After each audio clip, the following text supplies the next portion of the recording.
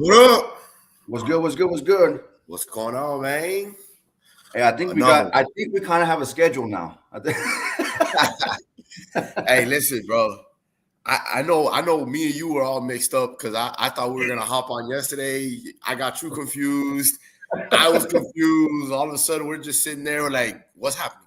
So Hey, so for those of y'all who watching, for those of y'all who will watch, let me give a little context into that.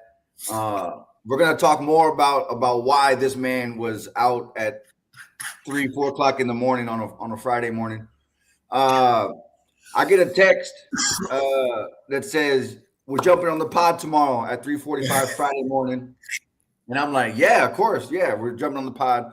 10:30 my time, 11:30 your time. We get it all situated. 10:30 comes and he hits me up. I missed his phone call, and then he was like, I'm like, I'm ready, baby. Let's go. I thought you were hopping on. And I was like, you said tomorrow. So he thought he was still in nighttime mode. He texted me in morning mode. Yesterday wasn't tomorrow. Today's tomorrow. Right. But Hey, yeah, listen. here we are. Hey guys, and there's a reason. There's a reason why I was up and kind of a little out of it. We'll get into why I was up. I was celebrating. So Yeah. We'll get more into that here. yeah. Hey, but listen, before we get started, those of y'all watching, those of y'all who will watch, y'all do us a favor, share this, please, with everybody that y'all know that thinks that they know football, that likes to talk football, or that just likes to talk shit. Send it to them. Because that's what we're about, man. Like, subscribe. But listen, we got a doozy for y'all today. We got a special guest. For those of y'all who don't know, today is one of those days that we're gonna have a special guest. I'm about to bring him in. It's my youngest brother Joe, who happens to be a Ravens fan. I'll let him get into that. I will let him get into that for y'all, because y'all probably thinking, how are you a Cowboys fan? He's a Ravens fan. I'll let him introduce himself and talk about all that. But without further ado, y'all welcome Joe. What's going on? Good morning. What I appreciate up? that. How y'all doing? What's up? Oh, I'm glad. Hey, I'm glad you're on, bro. I'm glad you're joining us finally. And Yeah, I'm always in the chat, so I had to make an appearance at some point. That's right. That's right. So Joe, do us all a favor. Let these folks know how you became a Baltimore Ravens fan. So, I was born in '95. That's the year the Ravens were coming into the league. Previously, the Baltimore Colts, as everyone knows. But in '96 was their first inaugural year, and they drafted Ray Lewis. I was a big fan of Ray Lewis growing up, wore his number all throughout Little League, all that kind of stuff. And eventually that just grew into loving the team. So Baltimore fan I am today. Yeah. Damn. Yeah, I didn't know that. I was always curious myself. I was like, man, I don't know, like, how did that happen? But Yeah. hey, it makes sense, man. I mean, shit, Ray Lewis. A lot of people grew up loving Ray Lewis. Sure, I like Ray Lewis. So I was always a big fan of Ray Lewis, obviously, because the college he went to. So yeah, Oh, yeah. Ray But now Lewis elevated the position of linebacker. oh yeah, yeah. I mean, Oh, yeah. Because for my when it money, came don't to Ray get Lewis, it wasn't just about hit sticks with Ray Lewis. It was about his knowledge of the game that just he was obsessed with the game, dog, and he 100%. elevated that position. So Yeah. That was back when defenses were hard hitting. I don't know about the game we got today, but that was back when defenses were hard hitting. They wanted to know how bad you wanted to be on that field. Mhm. yeah. Yeah, Yep. now you can't even. I mean, shit, you sneeze at somebody. It's 15 yards. Yeah, exactly. Especially if it's a quarterback. Oh yeah, without a doubt. Well, listen, we got a good show today. We'll get into it. Listen, there's clearly the elephant in the room that we got to talk about here. Yeah, I mean, we ready? listen, I have to let me just before I let you go, I have to say this. I'm both shocked and impressed at the same time.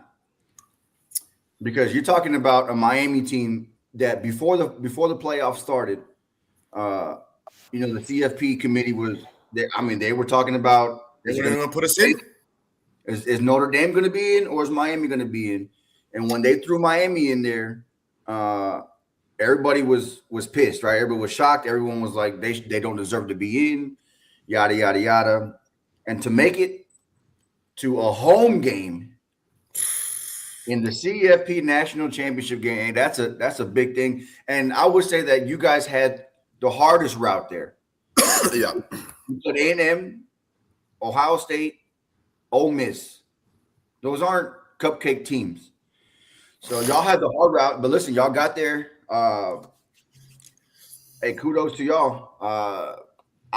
Joe, if you got something to say, now's your time, because when we let this guy go, it's all hell. All hell's gonna break loose.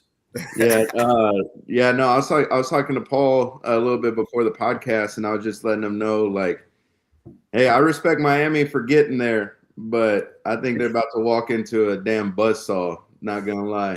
We'll get into that right now. We'll get into that a little later. I think that's gonna be. They're gonna take freaking Michael Irvin's belt, and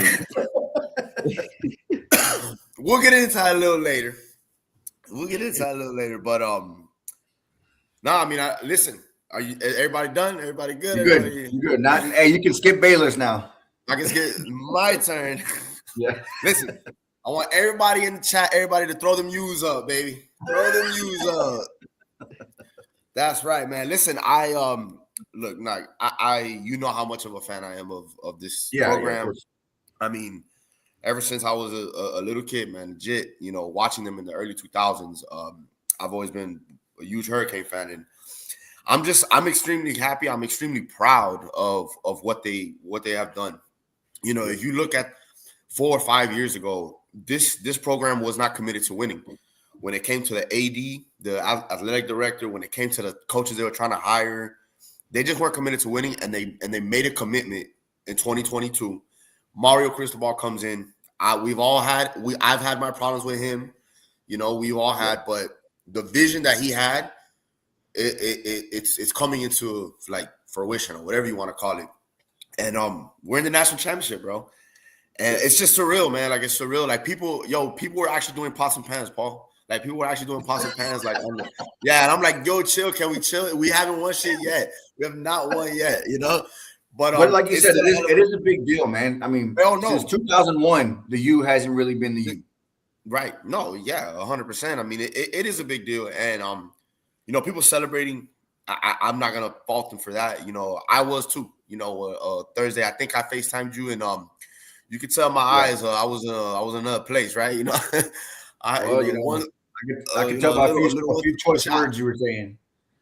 Shit. And by the way, I apologize if I did say something crazy when I FaceTimed you, or anybody that's watching. I apologize if you were with me and you went through that hurricane, literally that hurricane, because it was nuts, bro. But again, to get back to that, I'm so proud. I'm so happy.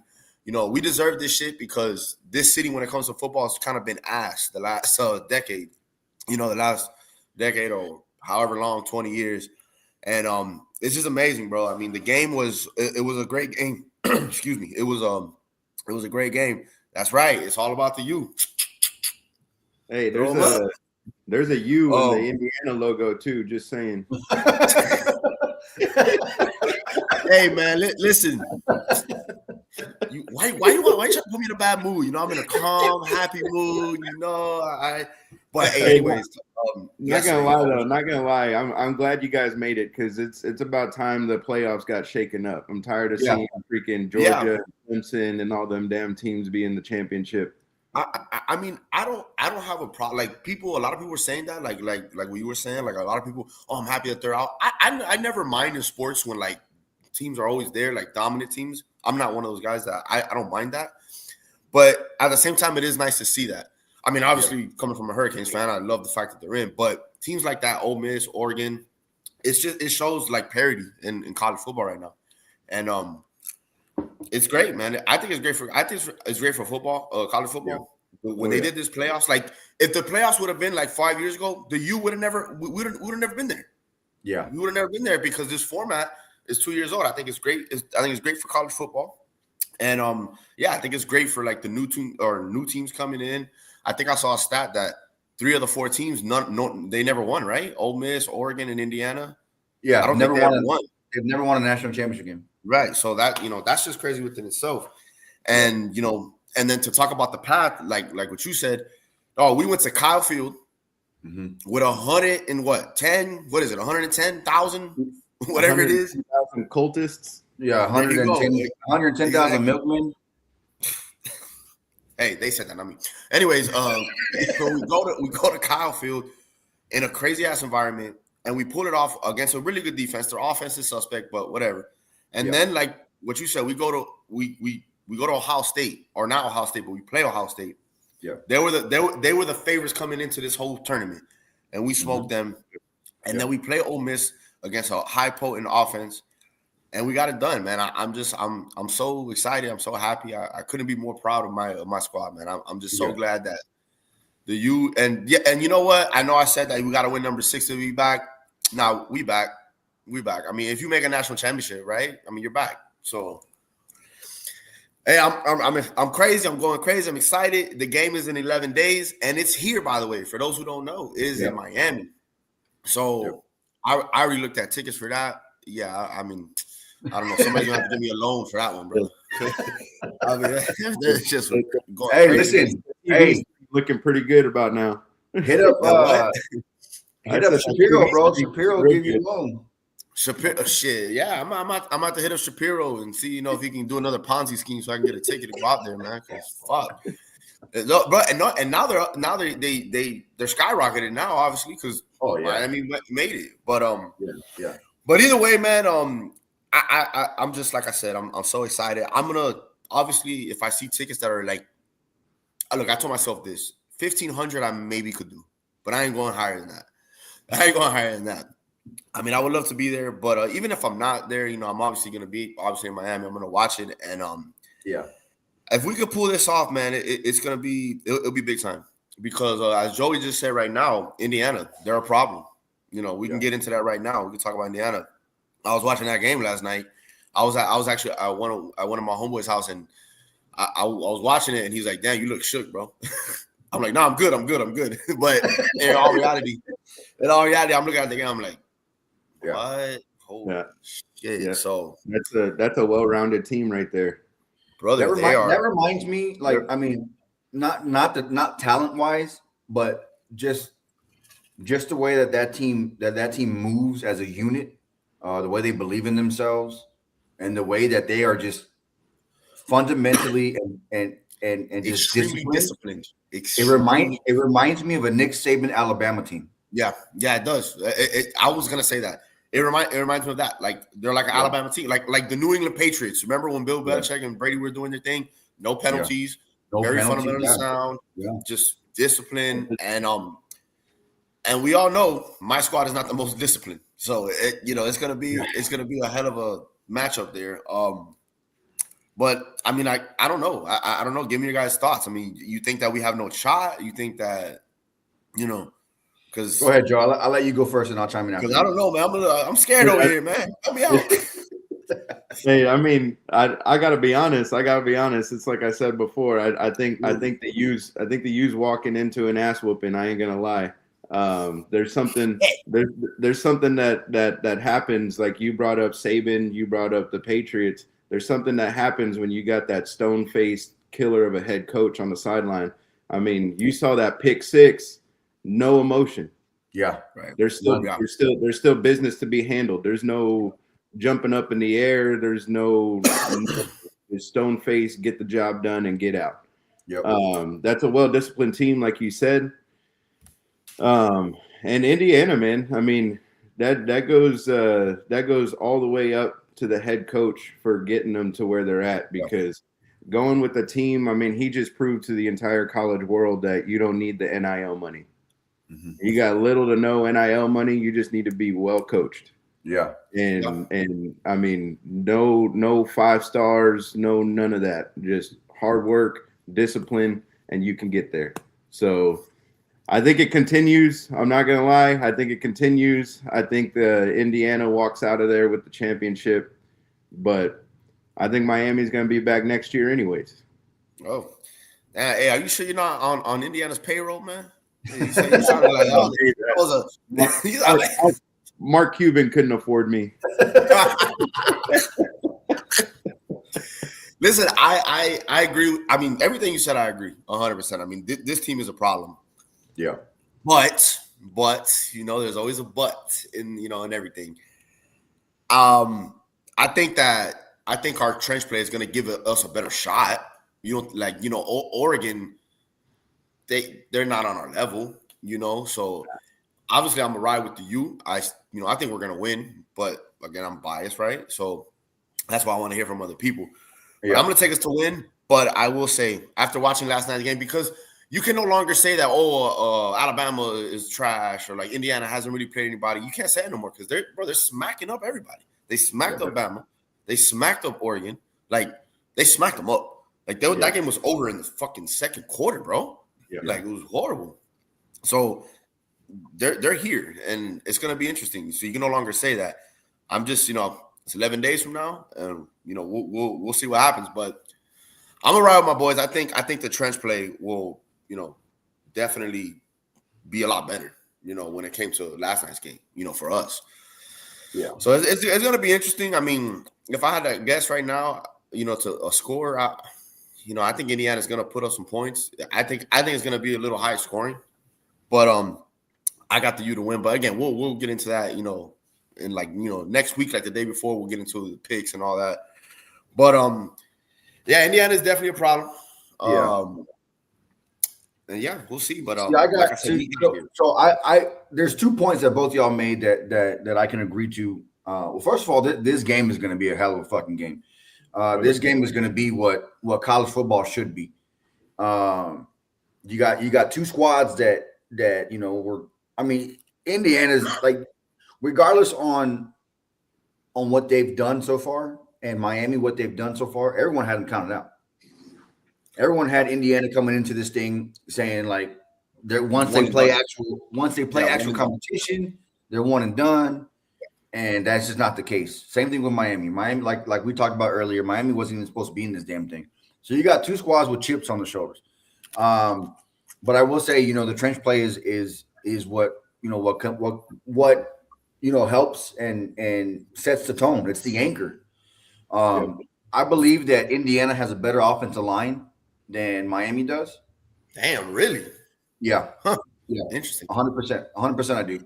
However, this is going to be the best defense that Indiana has faced this entire tournament. That fucking defense is insane. Every time I see it, I keep saying like, "Oh my god!" Like it is insane, that defense. It's going to come down to coaching, because both these teams have heart. Both these teams are playing for something, and like I just said, they both have chips on the shoulder. It's going to come down to coaching. And just based off what I've seen, I have to give Indiana the tip when it comes to coaching. But it's gonna be 1v1, best offense versus best defense. I think Indiana's defense is probably not the best as far as roster goes. But it's good though. It's good though. That Miami has played. Yeah. But playing as a unit, it's the best. Yeah. It's the best. Everybody knows their assignment. Everybody knows where they're supposed to be. Everybody hits. Like, man, there were some hit sticks that I was seeing. I was like, damn. Yeah. Listen, it's going to be a great game. Man. Yeah, 100%. And kind of just to touch on what you said and to touch on the Ole Miss game a little bit, you brought up discipline. And going back to the Ole Miss game, dog, we were doing some dumb shit. Y'all were keeping Ole Miss in the game at some time. That's what I'm saying. Like, if you watch the game, that was, to me, Miami dominated them. Like, you know what I mean? Like, if you just watch it with your own eyes, Miami dominated them up front. We were getting 6 yards, 7 yards a clip. And then we started going away from the run.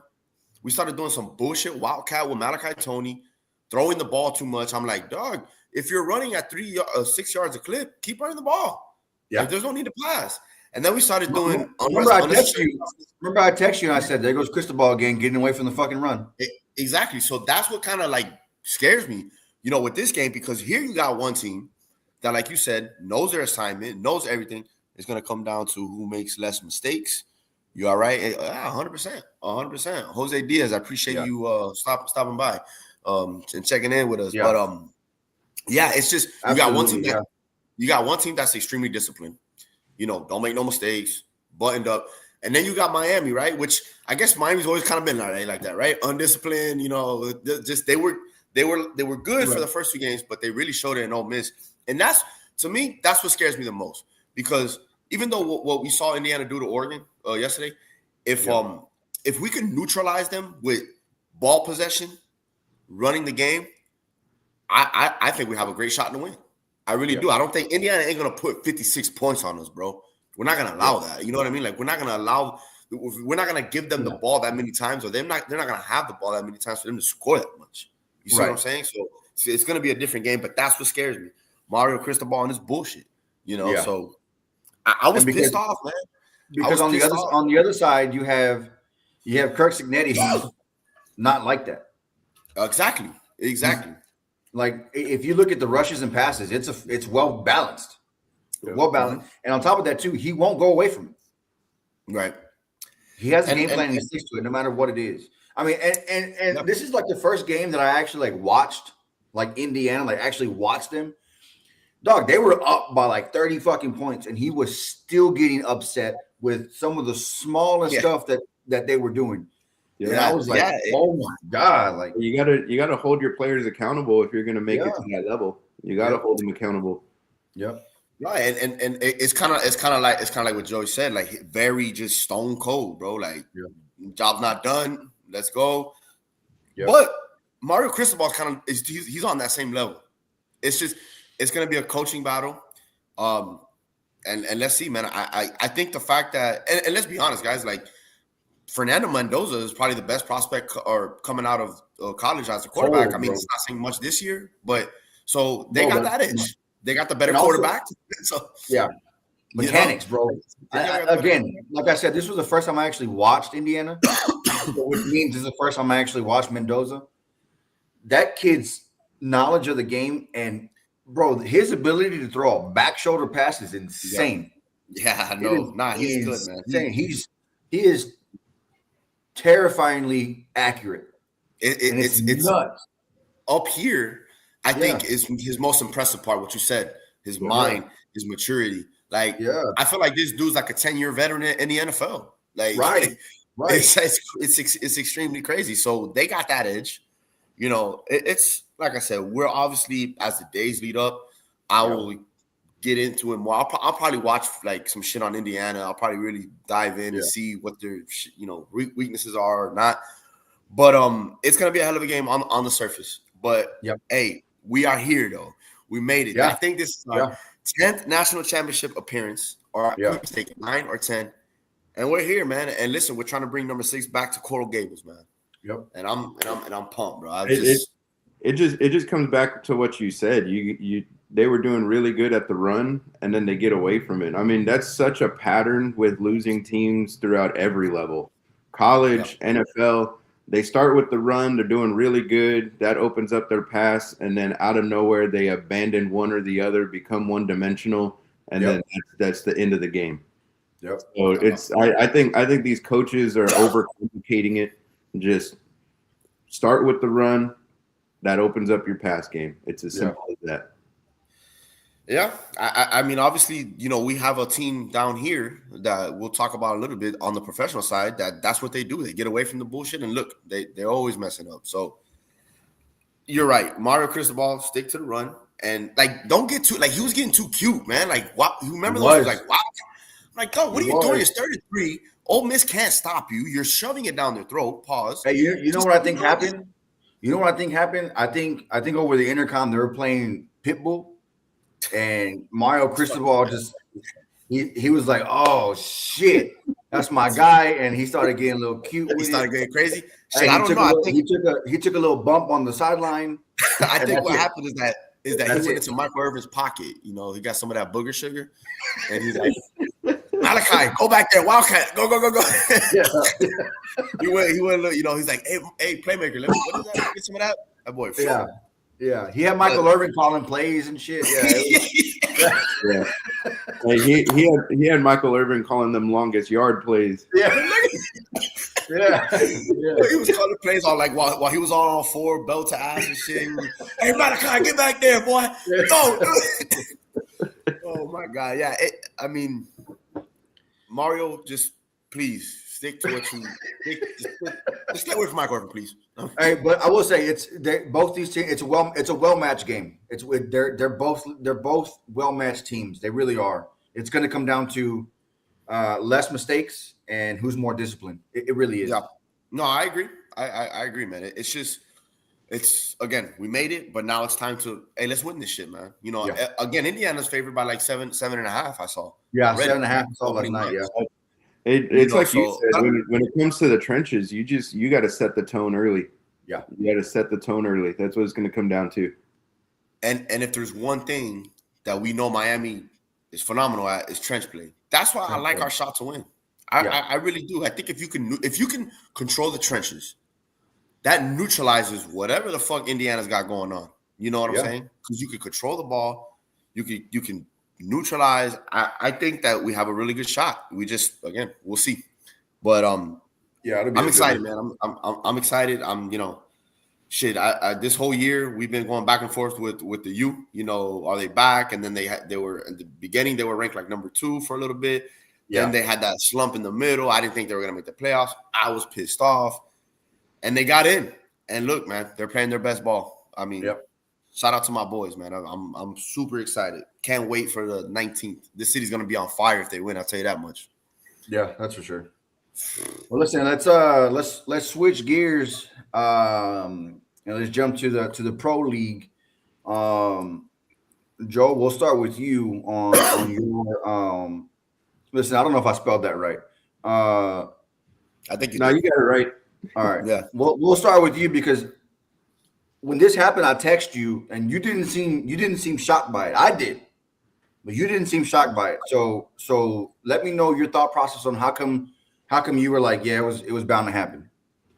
Well, I mean, just in the Ravens like forums and chats and stuff. I mean, this has been talked about for 2 years. People have been talking about Harbaugh needs to go for 2 years, and I'll tell you why. Harbaugh's just become too conservative of a coach.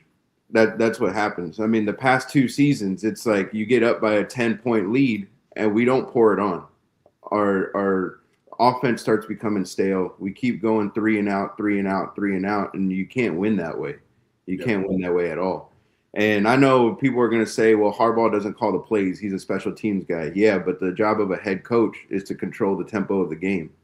Yep. So if he's telling his offensive coordinator, hey, let's be conservative here, don't do anything crazy, then that's when our offense starts becoming stale. I mean, you got some heavy hitters in the skills positions. You got Zay Flowers. You know, we had DeAndre Hopkins. He's underutilized. When we had Odell, he was underutilized. When we got Derrick Henry and we had him put in an all-time season last year to come in this season and look like an average running back. Yeah. You know, like it's just that conservative mindset. You know, I just don't think Harbaugh has that dog in him anymore to go and put their foot on somebody's neck and just run them into the ground the way Baltimore can. And so all the fans been talking about Harbaugh needs to go for the past 2 seasons. And that voice got louder and louder this year as we kept losing games. And, you know, it was a tough season to be a Baltimore fan. I'll tell you that. But yeah, when that got announced, especially after that Pittsburgh game, I wasn't surprised. I felt like a change needed to happen. I mean, he's been there for 18 years. You know, your message in the locker room can only be said for so long before it starts getting stale. Maybe I agree with scenery, you know. Same thing happened to Andy Reid in Philly. I mean, you change scenery and then you go to the freaking AFC title game 7 freaking years in a row or some shit like that. Yeah. But yeah, I mean, he's the hottest head coach right now. Everyone's going to be going after him because, I mean, he's consistent. This was like the first losing season in probably like 7-8 years. I think so, something like that. Yeah. Is the last one when Joe Flacco was heading hurt, it no? up Lamar, Yeah. until Lamar took over. Yeah. But it's the accumulation of playoff losses. I mean, we're I think I saw a stat say that we were like 7-3 when Joe Flacco was quarterback in the playoffs, and with Lamar we were 3-8 Jeez. or something, 3-6, I believe. So I mean, you have a highly skilled offense, and we can't close the game. And a big thing, not a lot of people may know about it, but a big thing right now was he wanted to keep Todd Monken. I don't think the front office wanted to keep Todd Monken. So with that disagreement, I think that was the final nail in the coffin. That was the straw that broke the camel's back. Yeah, he wanted to keep Monken, and he wanted to keep Zach Orr, and the front office had a different path. There's also conversations that he lost the locker room halfway through the season. He lost the locker room, and it's Lamar's locker room. So if you don't got your quarterback's ear, you don't have your captain's ear anymore. Yeah, you know, that's when everything starts falling apart, and I think we saw that this season. Do you think? Let me ask you this: do you think, because you were talking about underutilizing players and stuff like that? Do you think that they were trying to, like, the Derrick Henry thing, right? You went from last year to this year. Yeah. Do you think that they were trying to push more passing from Lamar? Like, they wanted to see more Lamar Jackson in this offense?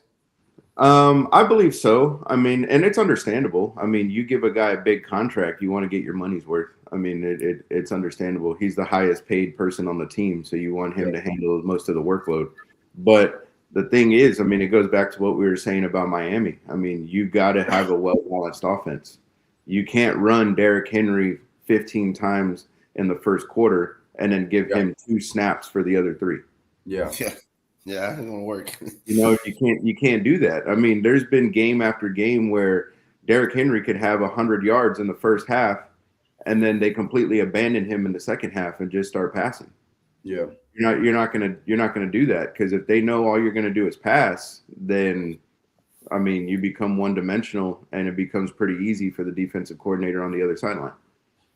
And the other thing is too is I think Monken needed to go. It's not official yet, but I have a feeling once they hire a new head coach, they're cleaning house.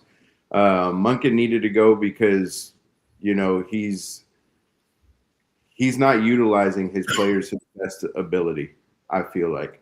Yeah. And his offense, I mean, you put Derrick Henry in there 9 times out of 10, they're running it. They bring in Justice Hill or Keaton Mitchell 9 times out of 10, they're passing it. So, I mean, if they already know your personnel, you can't win. You become predictable. Yeah, right.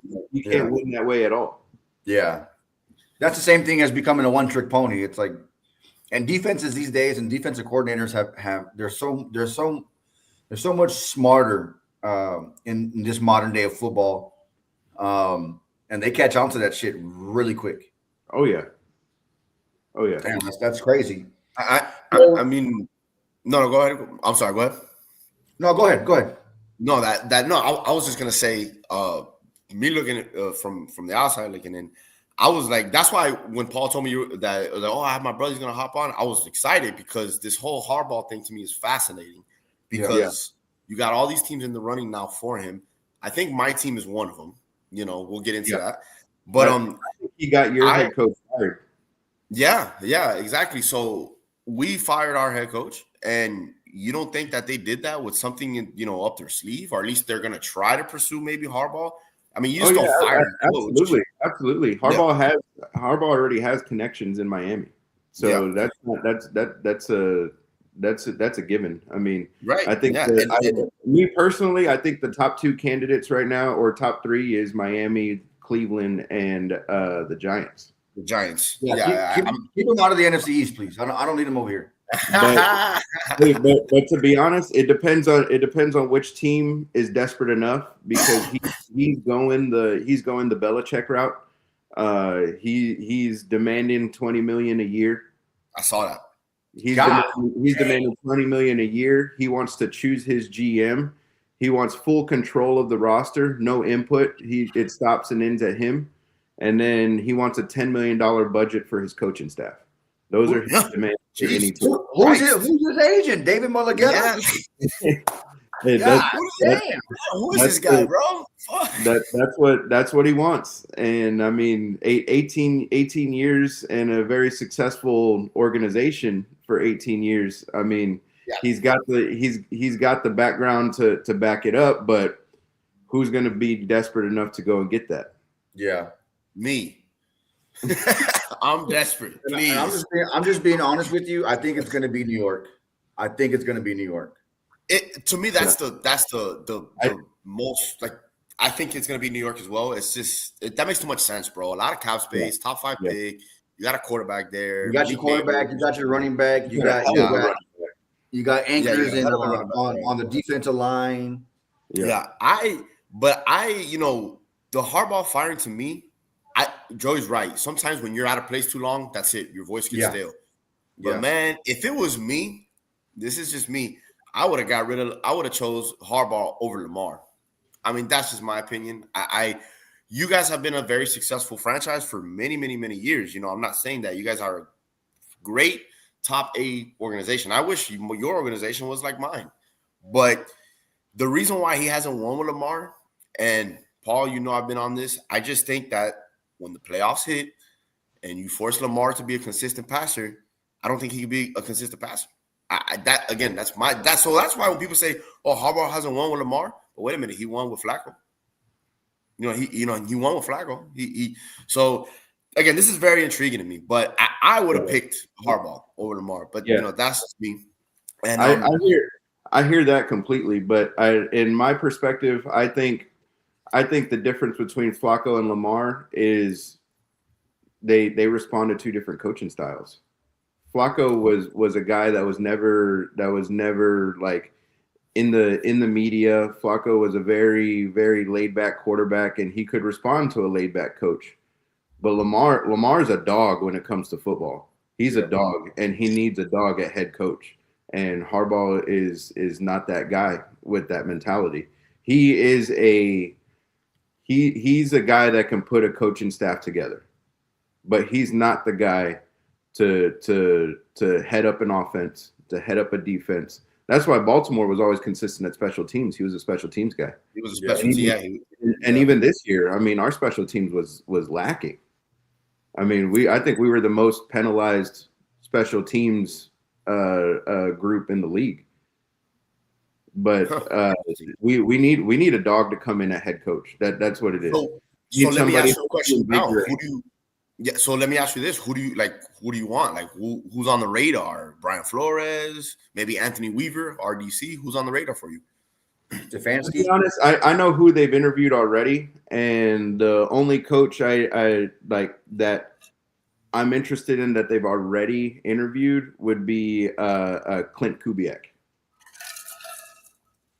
Clint Kubiak from the Seahawks, no? Yeah, the Seattle OC. He's about the only one because they've interviewed Stefanski. I don't want Stefanski in freaking Baltimore, dude. Like send his ass to another losing program. I don't want that in Baltimore. They interviewed Davis Webb. Why are we interviewing quarterback coaches? Like he's not even an OC, a DC, nothing like that. And the one on my radar is Brian Flores, like you said. Yeah, we need to bring back Baltimore defense. And from its earliest years, Baltimore has always been a smash mouth defense. Yeah. They want to know how bad you want to be on the field, and we lost that. We're getting way too fancy. We want to be in all types of shell coverages and all this kind of stuff. It's like line up on the ball and go smack somebody in the mouth. Bring back more defense. Right. That's what we do. If you do go get Brian Flores, I will say, because I know firsthand, he better hire a good offensive coordinator. He better hire a good staff because on that topic, I'll be right back. I'm gonna get some more coffee real quick. On that topic, I got a curveball for you. Okay, I'm thinking we go pick up Brian Flores as head coach and Mike McDaniel. And we go get Mike McDaniel as an OC. That would be crazy. That would be like, can you imagine like the dude that you got fired to bring then because you brought in this guy, but now it's like roles reverse. I mean, honestly, that would not be like that would be good because Brian Flores, I know firsthand. I was down here for 3 years watching him as a head coach every day. First of all, he needs to mature more. That's number one. Yeah. You know, he can't treat people like shit. I hope he's learned that. And number two, he definitely needs to get an offensive mind in there because he don't know shit about offense. And the problem is that he thinks he knows. Because when he was down here, he thought he knew the offense. And he was trying to like input in the offense. And it's like, bro, your specialty is defense. And there's nothing wrong with that. A lot of coaches identify what they're good at.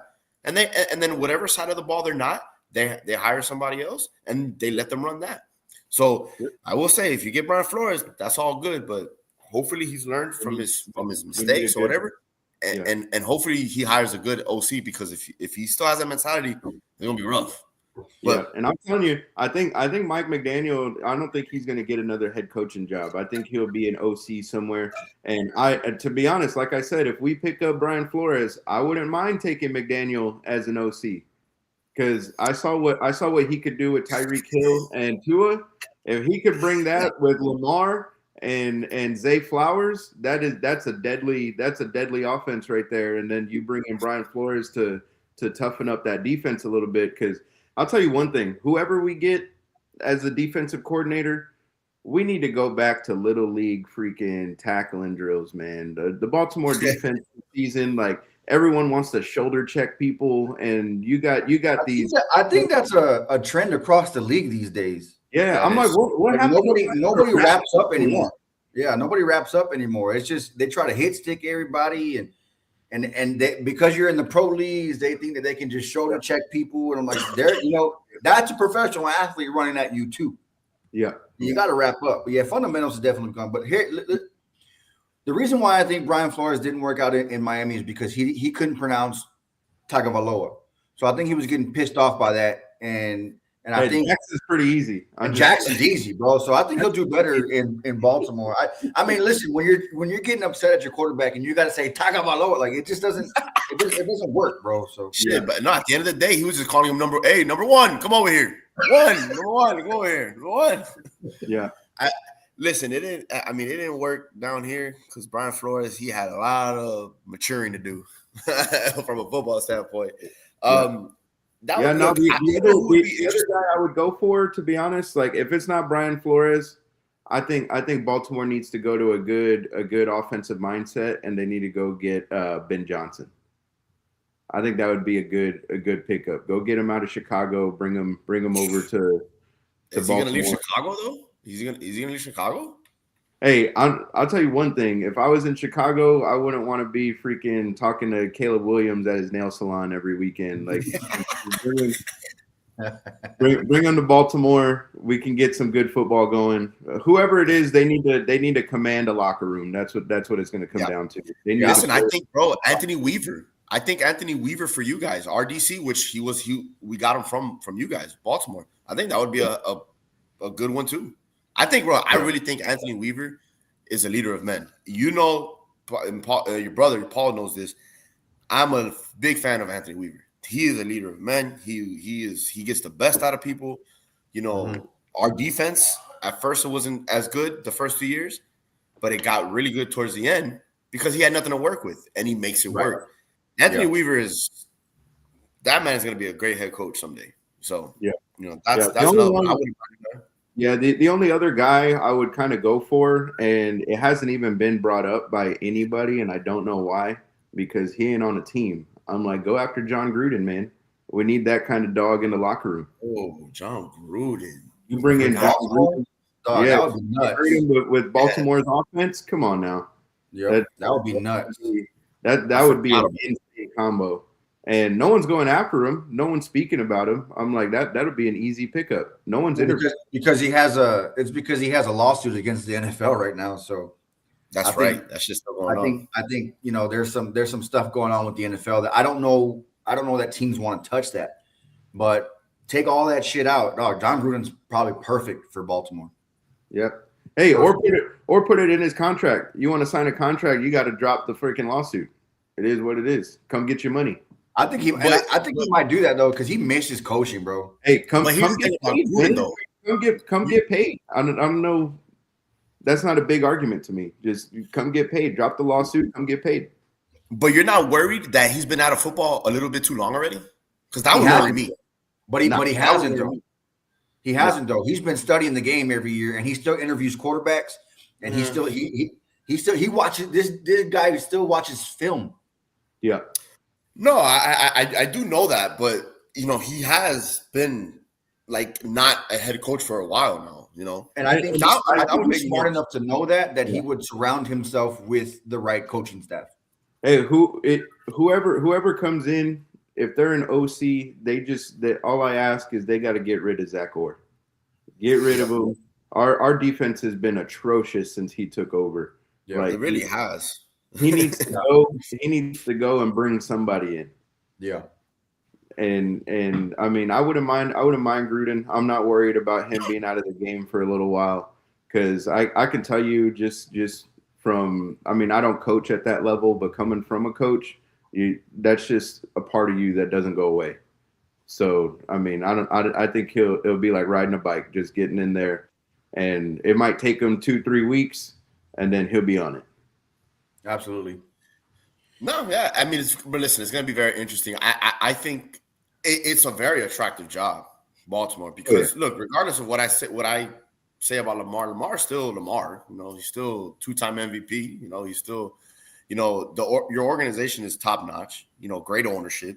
You guys just always been a great organization. So that is a hell of a job, man. It really is. It's to me, it's the most attractive job right now. Yeah. I mean, no matter who gets the job, you're walking into an organization that's playoff ready. Yeah. Yeah. Oh, 100%. 100%. So, I would love Harbaugh. Getting back to the Harbaugh thing, shit, man. Harbaugh, give him whatever he wants. Let him have full control. I truly believe Harbaugh is a hell of a coach. Listen, let's touch base on your side right quick because y'all did fire McYayo. McYayo's gone. McYayo. Bro, I saw the picture. I saw the side by side of when he first got there and when he left. I don't know. He's hanging out with Miami did something to him. So Miami broke something in that boy.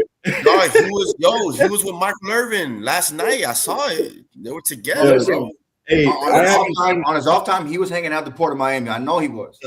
Hey, I haven't seen a transition like that since freaking Travis Kelce before Taylor Swift. Yo, I don't know, man. I don't know if you saw Scarface one too many times but yeah, he definitely, when he first stared, I think I sent Paul a picture, like he looked like a Best Buy manager. Now he looks like a truck. Yeah. He went from one to the other complete. Yeah. But listen, I'm glad he's out.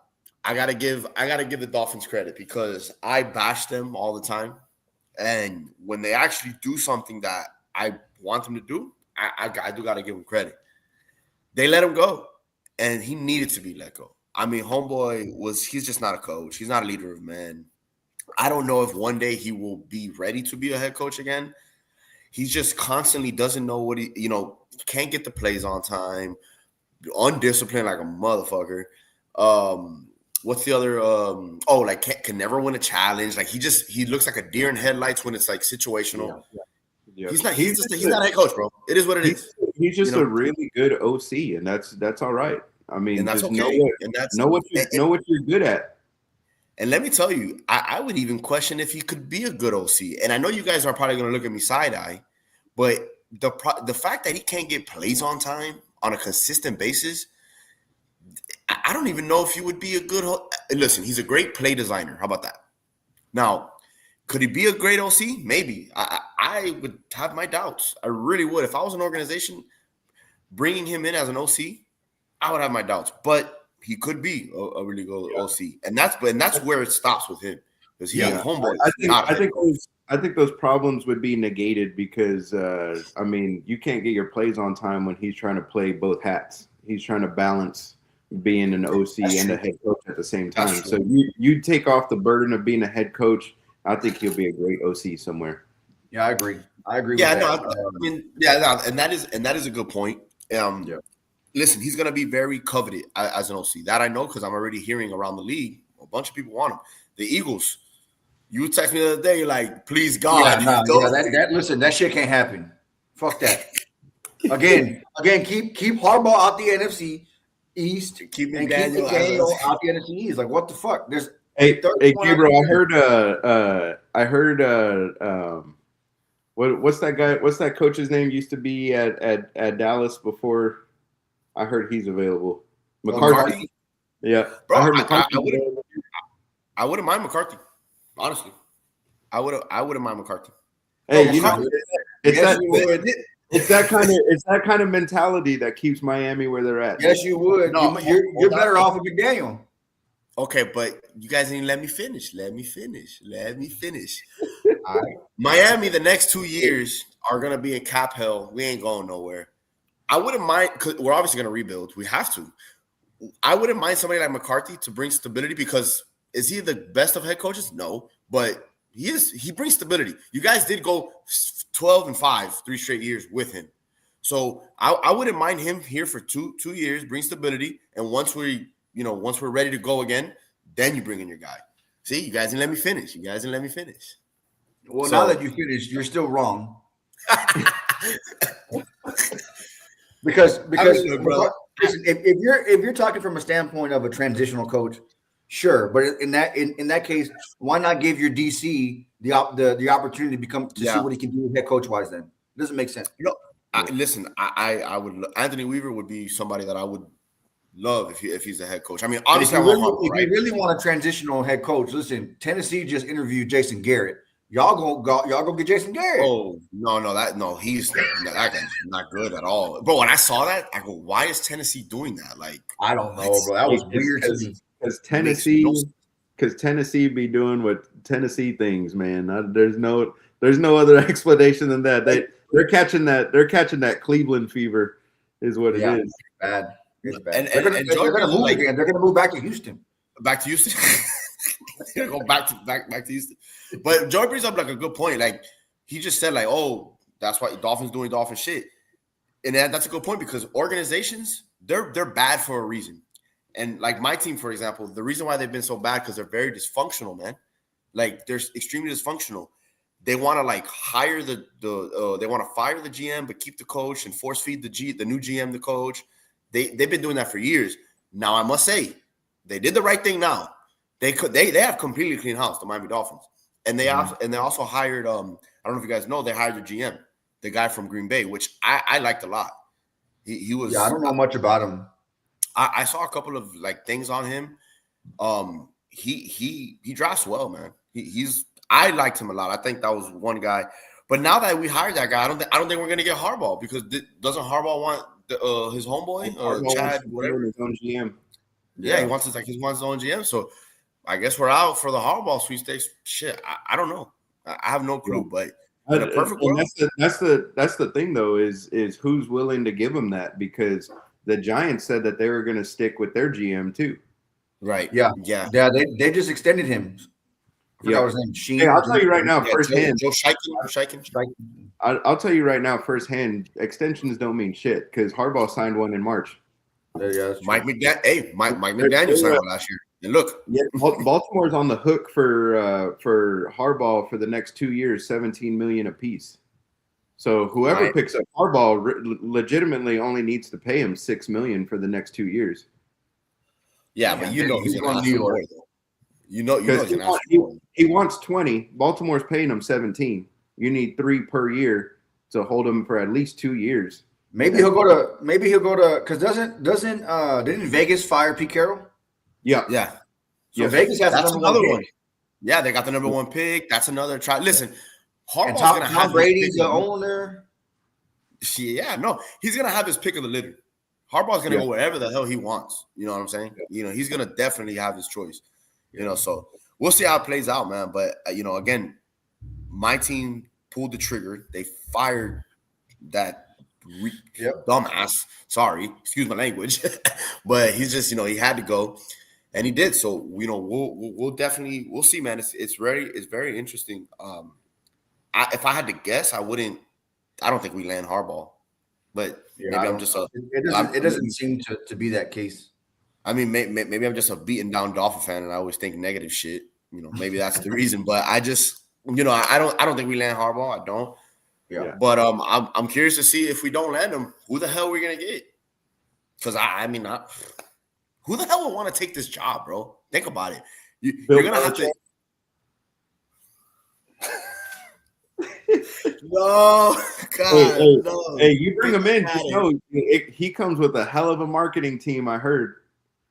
Yeah, and his girlfriend too, right? Like on the sideline, she's gonna like be passing out shit. Like on the sideline, she's gonna be giving like. Yeah, him and his son come as a package deal. Yeah, the guy with the mullet, right?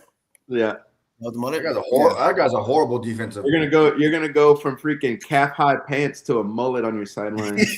Yeah, for real, bro. Shit, we gonna go from Yeezys to like a fucking Rolex with Balenciaga jeans to now freaking, like you said, a mullet with some Wrangler jeans and shit. Hey man, change is needed, brother. Now we'll see. I mean, Belichick, hell no. Get that. I don't want that guy. That guy's he's out of it. Like I said, Anthony Weaver. I think Anthony Weaver would be my choice, right now, because I don't know who else. And like I said, this job it sucks, bro, because you're gonna have to take a big ass cap hit with Tua. You're gonna be cap strapped for 2 straight years. You don't have a quarterback. You're picking 11th this year. It's a bad job, to be honest. And then you got the fact that who the hell would want to work with this owner that does crazy bullshit all the time? Like who would want the Dolphins job, to be honest? I mean, I wouldn't take it, to be honest. Like if I had choices, I wouldn't take it. That's just me. But we'll definitely see what happens. Yeah, that cap hit's going to be a big talking point, not only for Miami, but Baltimore too, because Baltimore is coming up on the last 2 years of Lamar's contract. He takes a $75 million hit just for next season. Gosh, Jesus, damn. So, but he's going to be on the roster at least, though. He's going to be on the roster. Tua is probably not going to be on the roster. I have a feeling sometime in the offseason they're going to restructure it or extend him out, because I highly doubt Eric DaCosta is going to allow a $75 million cap hit, especially with the holes we have. We need to rebuild that O-line, and we need a pass rusher, man. If that Pittsburgh game showed us anything, we need a pass rusher. Yeah.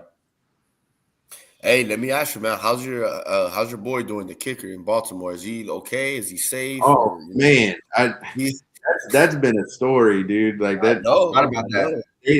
He's gotten death threats. I'm like, bro, like it ain't that deep. And to be honest, here's the thing though, and a lot of Baltimore fans may feel differently, but as soon as that second quarter hit, I already knew we were gonna lose. The reason why is because Baltimore does the same shit every time they lose. They start off hot, they get the lead, and then they just start coasting. As soon as they go 3 or 4 series, 3 and out, I'm like, all right, we're done. They're not getting the momentum back, because they already went stale. You allowed Pittsburgh to come back, and people will say, oh, we lost the game as soon as Kyle Hamilton went out, and I'm like, no, we didn't. Our offense stopped producing after the first quarter. And the same thing happened to your team against, I think, Buffalo too, right? Week 1, you guys were up by like 10 plus points, and then boom, like that was it. We were up, I think, 40-20 by the going into the fourth quarter. God damn. And then we go freaking 2 or 3 series, 3 and out, and I'm like, all right, we ain't doing nothing. But that's coaching though, and to go to kind of to get back to the Harbaugh thing, like you said, that is coaching. So I think it was time. It might have been time for Harbaugh to change the scenery, breath of fresh air. Yep. It happens, bro. Those coaches like Don Shula, he was a legendary coach down here. Yep. After 25 years, that was it. And all I know is there's one rumor going around, and usually in Baltimore, the rumor usually comes true, and I'm hoping it does. But there's a rumor going around that they may trade 2 first-rounders and Rashad Bateman to go get Max Crosby. Damn, 2 first. And I'm hoping it happens. I hope Eric DaCosta will give up those 2 first-rounders, or maybe just one. Maybe it'll take one. Who knows? No, it's gonna take 2. So Yeah, and there's some fans that are like, oh no, we need Bateman. I'm like, no, we don't. Bateman, I mean, he has flashes. What do you do with your O line then? That's gotta. I don't know, man. He's got to do like some good trading because our best O lineman is our center. Yeah, we can get rid of Falele. That dude is so inconsistent. I mean, I think there was one game. I think it was our first game against Pittsburgh actually that they were reviewing the tape, and this dude just completely like is on an island by himself, not blocking anybody. Just lets a dude go right through the inside gap, and he's out in no man's land. Falele's got to go. That dude's inconsistent as hell. Our whole O line has got to. If we don't have Ronnie Stanley, our O line is freaking shit. Golly. Yeah. Well, I mean, shit, man. If you give up 2 first rounders for Max Crosby, that's gonna be another big contract. You kind of lose your assets, you know. But I guess it's a risk. I don't know. I don't know if I would do that. I mean, yeah. I guess, right? Fuck it. You guys, hey, if you're involved in, but it's a risk, but I think it's a calculated risk. The only reason why I say that is because even with this season as a wash, Baltimore is right back in it next season. I mean, you got Derrick Henry for another 2 years. You got Lamar for 2 years for sure, unless they extend him.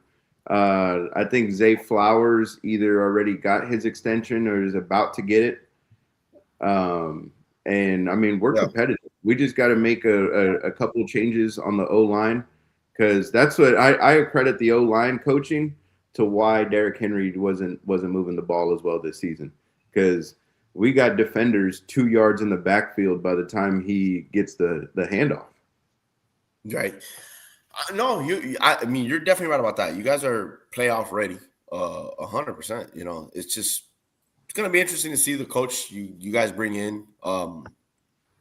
And yeah. I mean, that Lamar being there, obviously, you want to stick with Lamar, I would assume. Yeah. I think that Lamar Jackson, because bro, there was rumors down here, like, and people just like to talk shit just to talk shit, right? You got to feel, people got to write articles that Lamar would love to come to the Dolphins, and then I go, hey guys, there's no way the Dolphins could do that. You can't trade. Yeah.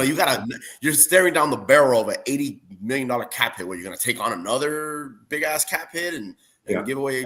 And Lamar has a no trade clause, so it'd be his decision at the end of the day. Go. But the fact that another alarming thing that if I was a Baltimore Ravens fan, I would be alarmed by this.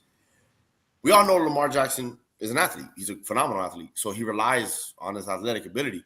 Bro, he doesn't run as much anymore. Do you think that he's starting to not break down, but kind of get a little older?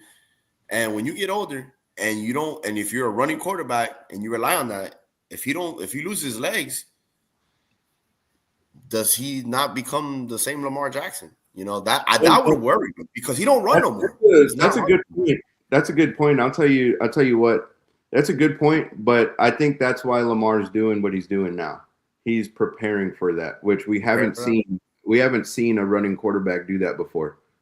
They will stick with their legs until they give out, and then they're out of the league because they're not the same quarterback. Lamar, from his rookie year, has always been working on being a better pocket passer.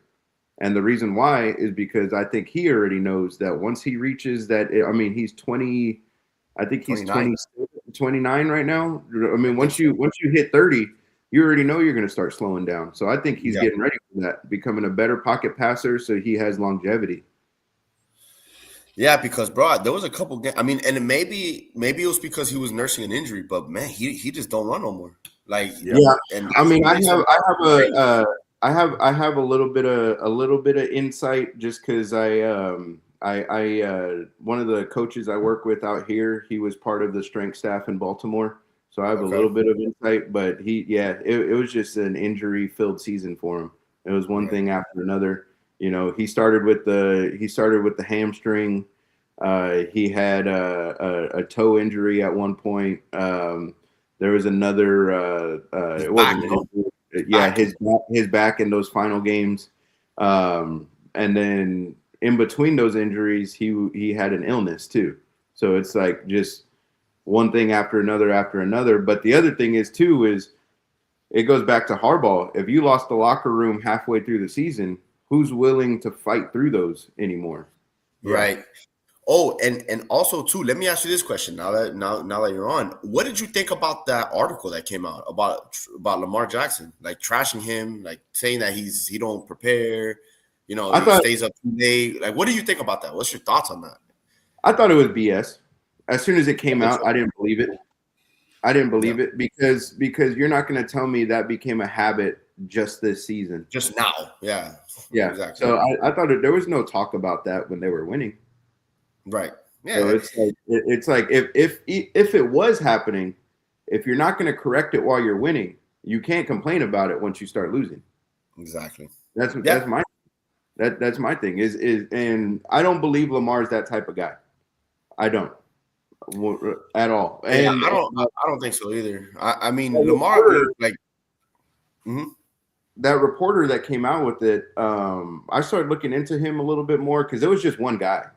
If it was multiple sources, then we'd be having a different conversation. But it was one source.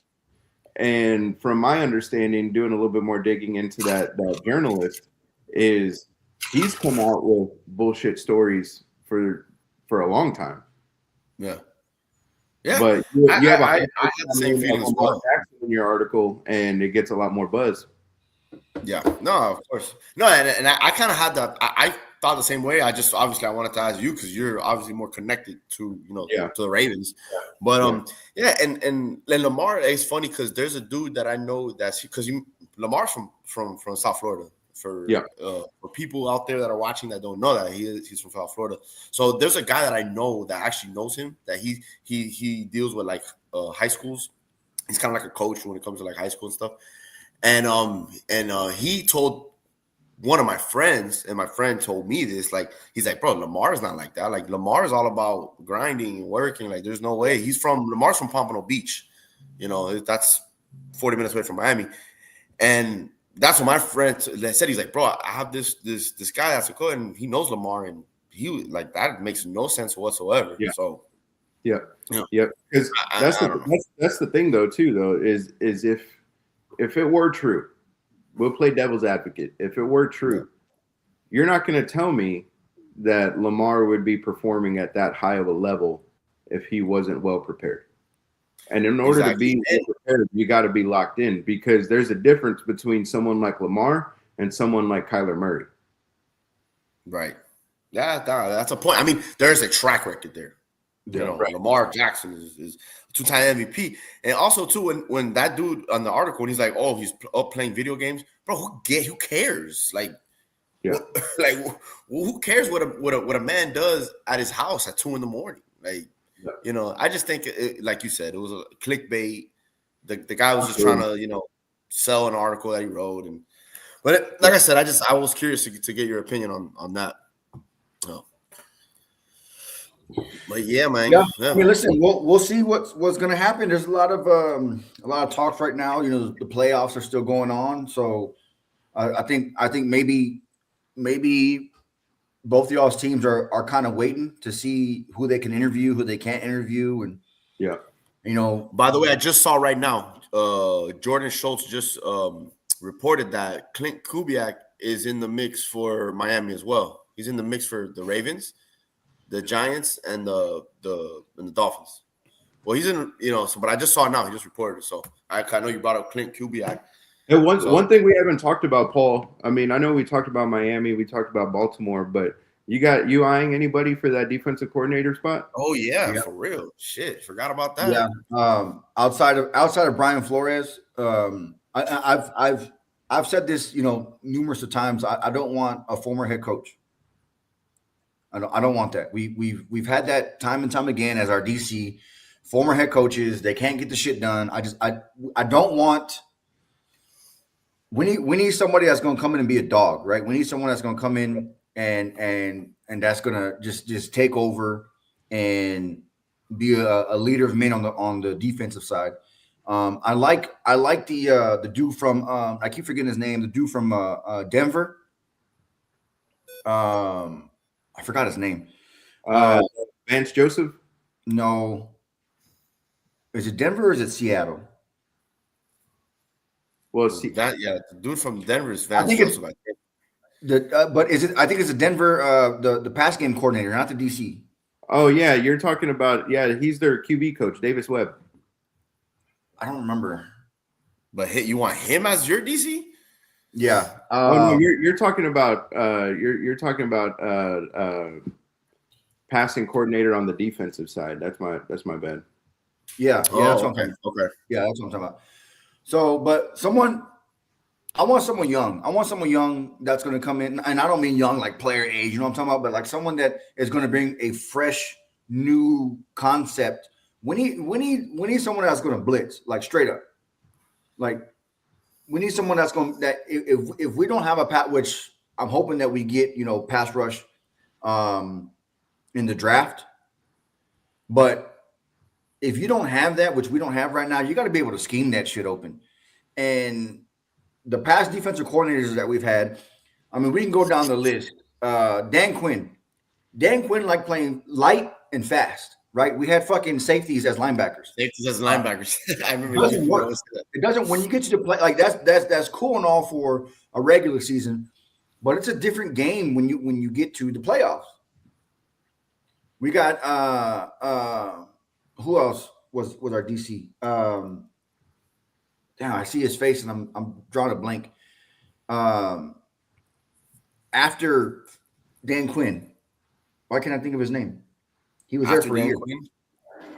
He coached. He used to coach the Vikings, I think. Oh yeah. I know who you're talking about. Fuck. I can't. The older guy. His name. Yeah, it's an older guy, right? I can't think of it either.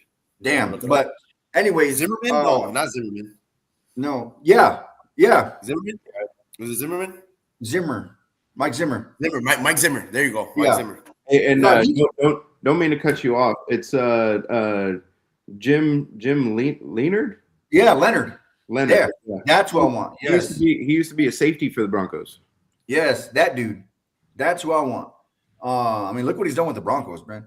But anyways, Mike Zimmer. He came in and he was that mentality of you got to fit my scheme.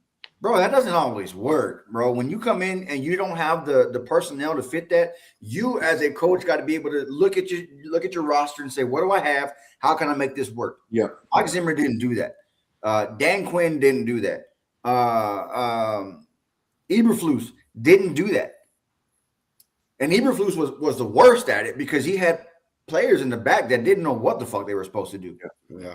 I will say that the personnel that we had this year, as far as DBs, sucked. So that didn't help Eberflus out either. But yeah, I want someone that's going to come in and just take over, like not someone that is just like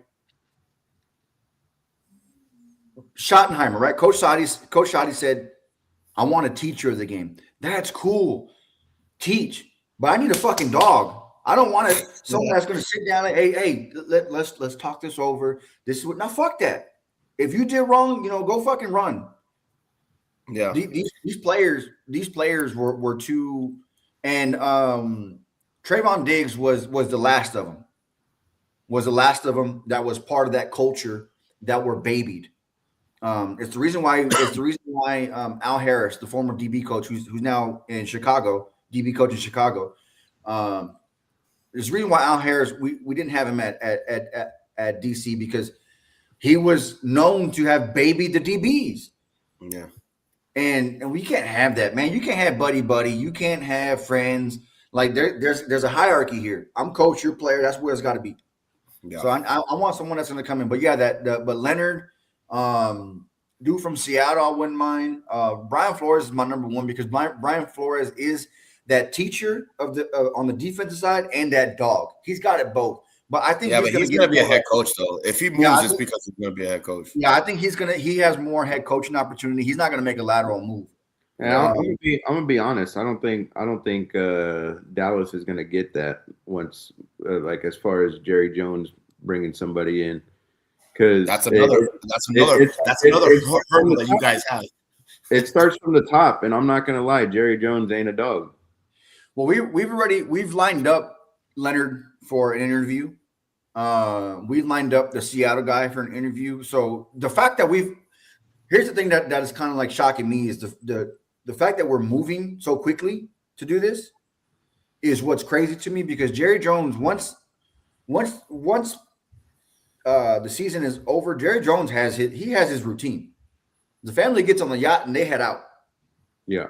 They go on vacation for about a month or two, a month and a half. And then when they come back, then it's time to get to business. By that time, all the coaching's gone, all the players are gone, and he does whatever he does. But the fact that they're moving now and have lined up these interviews makes me feel good about it. Yeah. And you're talking about the guy from Seattle, their defensive coordinator? Yes. Okay. That'll be a good pickup because of their head coach. And I can tell you for a fact, coming from their head coach being Mike McDonald, that's a good that'll be a good pickup coming from underneath him, because I got pissed the day that the Ravens let him go. Yeah. Like, I would have chose him over Harbaugh pretty quickly, because he had our defense, I think, second-ranked defense like 2 years in a row. I mean, you see what he's doing in Seattle right now, man. You see what he's doing in Seattle right now. It is highly, highly impressive. Extremely impressive. Yep. Yeah. But it's going to be, I mean, I don't know. There's a lot of teams out there, that need defensive coordinators as well. So at the end of the day, it's going to be like, what can Dallas do, right? Yeah. Now, I think Coach Schottenheimer, the fact that Coach Schottenheimer is there, and it seems like Jerry Jones has kind of eased up on the reins a little bit and has given a little more leeway to Schottenheimer, makes me feel good as well. But let's see. I mean, sometimes you can't teach, old dogs new tricks. And Jerry Jones may go back to his old shit, and he'll just end up saying, "No, it's my hire. I'm going to do what I'm going to do. I'm going to hire who I want to hire." Right. And it's probably going to be some dumbass. But at the end of the day, those are the top three that I want. Brian Flores, I think, is going to be out, because I think Brian Flores might be the next Atlanta head coach. Yeah. Brian Flores, if he moves, it's to be a head coach. I don't think it's to be, And now that I bring up Atlanta, a lot of people were like, what about Raheem Morris? No, dog. Like, I'm tired of former head coaches coming to be DC. Like, it doesn't work. They still have that. He's a hell of a DC though. I would love him. I don't know why you wouldn't want him. Because it's hard for former head coaches, like off the chopping block, right? Just got fired. It's hard for them to drop the head coach mentality. So they come in and they want it's a please everybody mentality. No, I don't want that shit. It's this is your assignment. This is your job. You fucking do it. I'm going to find someone else that can. Yeah. But former head coaches, they still, like, they need that kind of time frame to kind of acclimate back to just being a coordinator. And sometimes it's hard. Yeah. No, I mean, that is a good point. I never really bought it that way. But, like you said, you obviously, you got your targets. Why don't you hit up Jerry Jones, man? Make a couple calls and, Yeah, listen, I was going to go down there after this pod. I was going to head down to head down there. Listen, just take him a McMuffin. Ask him for a sausage McMuffin, bro. Ride on that yacht. Yeah, no kidding, right? Hey, and then, bro, and then how about you invite your brother and you invite me too, bro? Come on, man. And I'll tell you one thing though. There was a rumor going around too that the Ravens might interview Matt Nagy, the Chiefs' offensive coordinator. I wouldn't mind that. I wouldn't mind that, but if it were me, I'd rather go for Spagnuolo. I think if they bring in Spagnuolo, the defensive coordinator from the Chiefs, that'd be a crazy pickup. I don't think he tried. I think he was a head coach at once, and I just think that he's just one of those guys that's like the guy from the Steelers, the famous Dick LeBeau, I think his name is. So I think he's just like a DC, bro. I don't know about that Spagnuolo move. I don't, because he tried it and it didn't work. Yeah, but who knows? Hey, fair enough. I mean, if that's the case, then he knows his role. Yeah. No, I mean, shit. He's been the Chiefs DC for how long? Yeah, he's been in for a while. But listen, either way, man, it's very interesting. This Harbaugh thing just kind of shook up the whole landscape of everything, dude. when it came to the head coaches. I mean, I truly believe the Dolphins fired their coach, and this is how incompetent my freaking franchise is. They fired their head coach thinking that, oh shit, we might have a shot at Harbaugh. So they were still going to keep his ass. The fact that this Harbaugh shit popped off, they're like, what? Okay, sorry, Miguel. Go join Michael Irvin on the sideline. And I think so. This Harbaugh thing just shook it up completely. Yeah, and it's going to be very interesting to see. And I feel like he's going to drag this shit out. His agent already came out and said it. Oh, we're not going to do any interviews for like next week. Yeah. He's not going to do any interviews until this upcoming week. So. But yeah, man, no, it's gonna be interesting. I mean, obviously, shit, we got the playoffs today, I think, right? It's gonna be a couple games, so there's one game today. I think it's two. No, is it two or one? Yeah. So it's Bears, Packers, and Jags, and no, Houston. Is it? I'm very intrigued with that game. I forgot who. It's the Rams and the Panthers. Oh, Rams and Panthers. That's right. Yeah, I feel like the Rams are going to smoke the Panthers. Green Bay and the Bears. And then Green Bay and Chicago tonight. Yeah. So, yeah, man, it's shit. Playoffs are upon us. Unfortunately, all three of our teams are not in it at all. Yeah. So. Hey, I'll tell you one thing. That's surprising as hell to me because at the beginning of the season, wholeheartedly, I was thinking Baltimore was in the Super Bowl this year. And once those losses started racking up, I was like, it's just one of those seasons. Yeah, it's crazy how that happens like that. I mean, who would have ever thought that Jacksonville and Carolina would be and Denver sweeping the Chiefs. Yeah. And that's another one. The Chiefs being out, like it's a crazy. It's been look. The Patriots. Who would have thought the Patriots? Yeah. Denver will be the top 2 seeds, and who would have thought the fucking Chiefs would have been out of the playoffs, and the Ravens too, and the Ravens because the Ravens were favored to shit. Like you guys had probably the best roster in the whole NFL. To be honest, it's a crazy year, bro. I'll tell you one thing that doesn't change though: the Dolphins not winning a playoff game. We got all these changes, but my team's got to fucking follow suit. Golly, you couldn't have that one change, bro. All these changes happen, but no, we're still not gonna win a playoff game.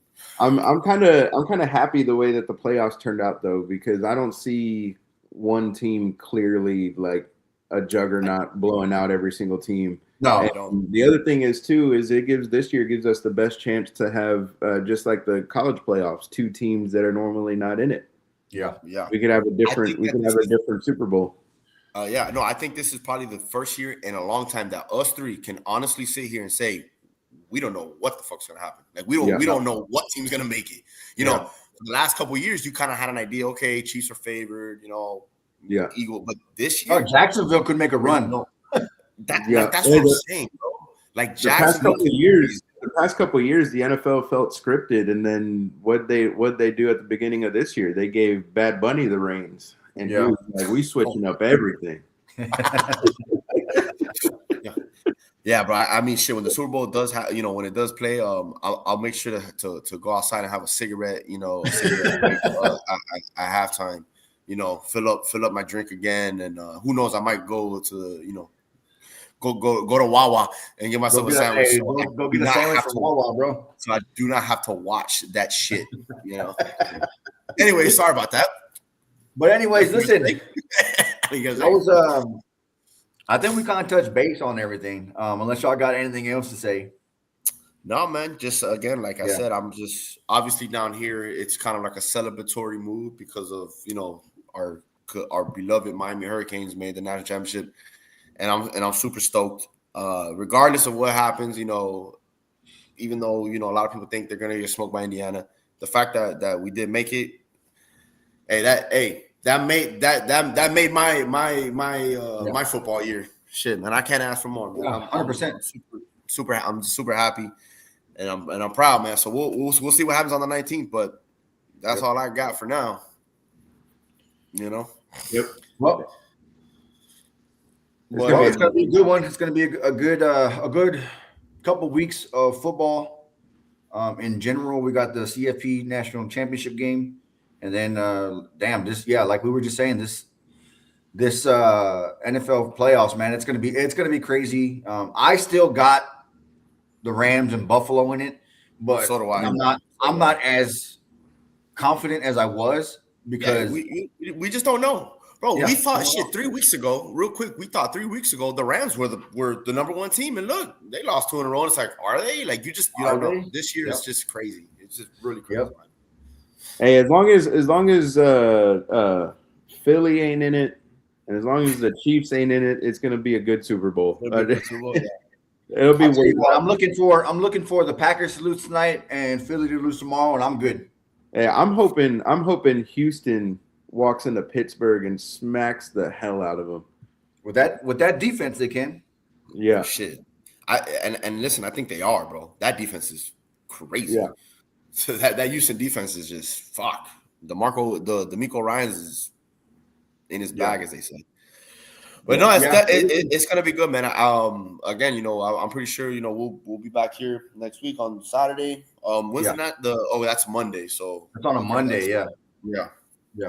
That's we'll be back here same day, same time, same place. So if y'all ain't got nothing else to say, we'll cap it off at that. For those of y'all who watched, I appreciate y'all. Y'all like, share, comment, and that's it for me. We'll catch y'all down the road. Appreciate y'all. On to the next one.